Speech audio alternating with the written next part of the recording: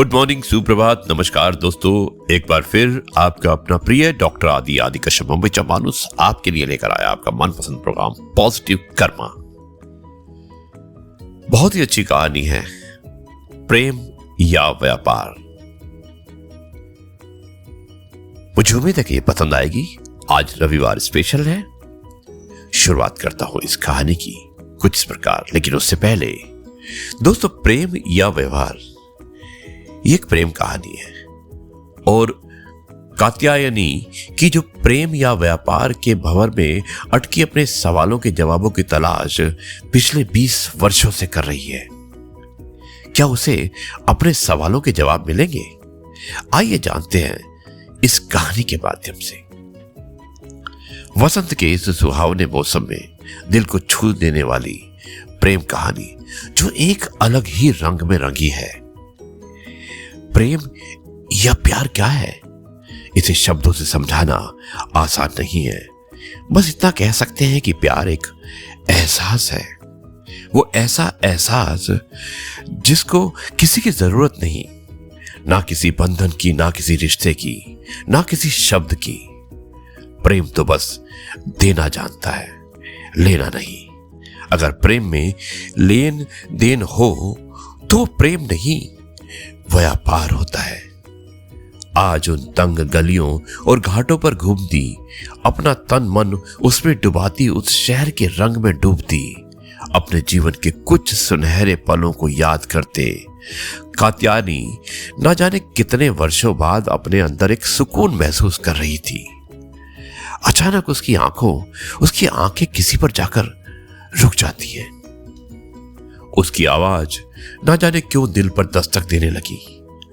उसके दिमाग ने उसे समझाने की कोशिश की, ये वो नहीं है, लेकिन दिल उसे मानने को तैयार नहीं था।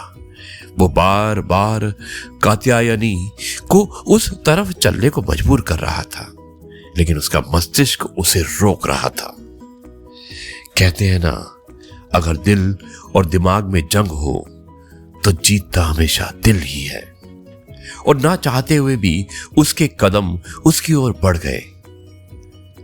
आज 20 वर्षों बाद उसके सामने खड़े होकर वो अपने आप को संभाल नहीं पा रही थी।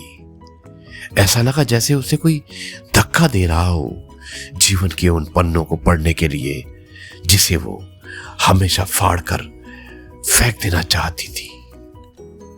उसने कभी सोचा नहीं था कि जीवन में कभी ये समय उसे देखना पड़ेगा। वो शब्द जैसे पिघले शीशे के समान आज फिर उसके कानों में गूंजने लगे। जितना दर्द शायद उस समय हुआ, उससे लाखों गुना अब महसूस हो रहा था।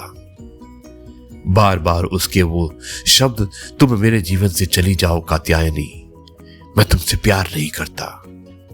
ये शायद सिर्फ एक आकर्षण था। मैं अपनी मां के पसंद की लड़की से शादी करना चाहता हूं, तुमसे नहीं। मेरे जीवन में अब तुम्हारा कोई स्थान नहीं। इन शब्दों को सुनते ही कात्यायनी जैसे शून्य में चली गई। उसके बाद उसकी ना जाने क्या क्या कहा जो कात्यायनी को सुनाई भी नहीं दे रहा था। सिर्फ उसका चेहरा देखकर ऐसे लग रहा था जैसे वो कुछ बोल रहा है।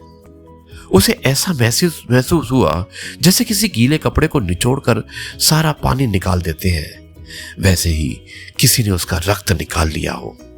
न पैरों में खड़े होने की ताकत थी और न उसे कुछ जवाब देने की। उसके जाते जाते कात्यायनी ने सिर्फ उससे इतना ही कह पाई कि मुझे छोड़कर मत जाओ। मेरा जीवन तुम्हारे बिना शून्य है और शून्य का महत्व भी तभी होता है जब वो किसी के साथ हो। लेकिन आज वो कात्यायनी को किसी तिनके की तरह बिखेर कर चला गया। जीवन में कभी ना लौटने को कहकर, और कात्यायनी ना जाने कितने घंटों तक वही घाट किनारे शून्य से बैठी रही। अंधेरा गिरने को आया। एक मांझी ने कात्यायनी को देखकर कहा, बिटिया यहाँ क्यों बैठी हो?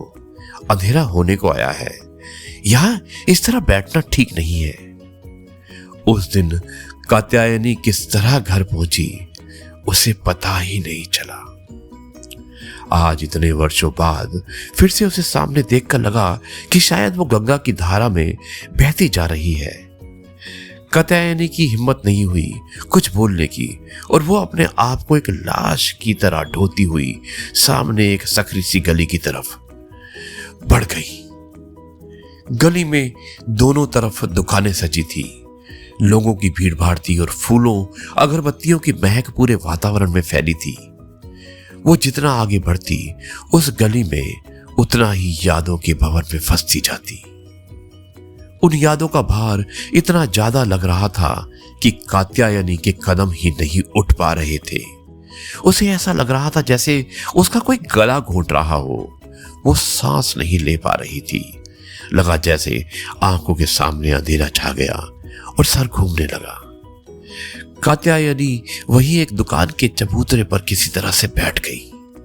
उसका चेहरा पसीने से भीगा हुआ था, आंखें लाल हो गई थी, जैसे शरीर का सारा रक्त प्रवाह आंखों में हो रहा है। हाथ पैर ठंडे पड़ गए थे।